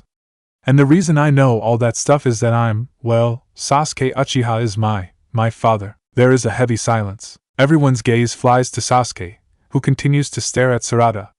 There is definitely more fear than amazement in his eyes now. But that can't be, Sakura murmurs hesitantly. No way, Naruto adds goggle-eyed. It has to be, Sasuke says, surprising them by speaking, though his voice is hoarse. Thoughts was too quickly through his mind for him to focus on anyone, and so he focuses on the most simple. She's from the future, and she knows. I wouldn't have told. He gives his head a little shake and his features become carefully blank. It's the same expression Sarada is used to from his future self. The only way there could be a Sharingan in the future is if I have completed my goals. Goals? She repeats. Kill a certain person and restore the clan, Sakura says out loud, gaping at Sasuke's back. So that means you. The only other person who could pass on the Sharingan must be dead, Sasuke says. I wouldn't go on to restore the clan until after that happened. Silence passes over the entire group as his exact meaning sets in. Sasuke? I don't mean to be the depressing one or anything, Naruto begins tentatively. But how can we be sure she's yours and not? I mean, it's like you said, there's still 2 of you left. So isn't it possible that? He can't seem to bring herself to say it, but everyone grasps the idea. If by some twist of fate Itachi is the one who kills me in the future, he wouldn't sire children, Sasuke dismisses, his voice turning bitter. He's too focused on testing himself. And what would be the point after he went through so much trouble to murder his entire family? Sarada jerks as if someone has just stuck an icy knife into her back. What? She chokes. I'm moving rapidly like she is doing some quick thinking. Then, she whispers, you mean, the grave misfortune, that was... She tries to speak again, barely able to control the tremble in her voice. What do you mean, he murdered? Sasuke narrows his eyes at her. You have all of that useless information about us, but you don't know the history of our clan? She wouldn't, Kakashi speaks up. You wouldn't tell her. Sasuke looks like he wants to argue, but Kakashi goes on. Sasuke, you wouldn't wish that knowledge on any other child. Especially your own. And let's face it, Naruto pipes up. You never even really told us, and we're your best friends. Sasuke grunts, either in confirmation nor denial, but can't seem to come up with a credible argument for that. What happened? Sarada repeats. You never said. Sasuke scowls and glares at his feet. Noticing this, Sakura speaks up. You shouldn't tell her. If your future self doesn't tell her, I bet there's a reason. Sasuke doesn't argue. He doesn't say anything. Instead, his eyes fix on Sarada's face, trying to pick out little details he didn't notice before. There's a haunted, almost hungry purpose in his actions now. Wait a minute, Naruto says. If Sasuke's your dad, or will be your dad, or, ugh, this is confusing. Who's your mother? Sakura finishes, a somewhat fearful tremble in her voice as if she wants to find out but doesn't at the same time. She's… Sarada begins, not sure if it's a good idea to answer. Thankfully, Naruto interrupts. Well, Sarada's super strong. Hey! I bet it's Granny Tsunade, you idiot! She's like 50 years old. Sakura hisses, throwing a series of punches that Naruto barely ducks. Hey, don't get mad at me. Sasuke might be into that sort of thing and that's why he never… Oh no, he's not! Thwack! Thwack! Thwack! Ow! OW! Stop it! Both of you, shut up, Sasuke growls. Yeah, Sarada agrees. I really don't need to hear. She might take on an apprentice at some point, Sakura suggests after a spell, sounding depressed. Oh yeah? That's true. Hey, isn't that Tenten girl always talking about how Granny's her hero? Naruto guesses. I bet it's her. I mean, that'd make sense, seeing as how she's such a great fighter and all. Sasuke clenches his fists, teeth bared in fury at his teammates. If you two don't stop talking, I will gut you. That's enough, all of you, Kakashi speaks up, much to Sakura's relief. We've already decided that sharing future information must be kept to a minimum, Kakashi continues, firm despite his exhaustion. Knowing Sarada is an Uchiha is helpful to our immediate situation, Sakura protests. But Kakashi-sensei, any other information is of no consequence to the mission, he insists. Although his eyes linger briefly on the pink-haired girl, he glances back to Sarada, raising an eyebrow, and she nods incrementally. Well, that complicates things. While I'm sure that Sasuke's future partner is someone very strong and capable, there's also the possibility of her being furious at us for putting Sarada in danger. We shouldn't waste any more time. Sarada nods to herself. The message is clear, reveal nothing else. Naruto and Sakura look put out by this order, but Sasuke seems more than ready to comply. In fact, he has focused his attention squarely on Kakashi now. No, we shouldn't, he agrees, his voice carefully controlled. As you said, that information is useless to us right now. But there is something relevant to the mission that I'd like to know. The cool glare he trains on the Jonin intensifies. How long have you had the Mangekyo Sharingan, Kakashi?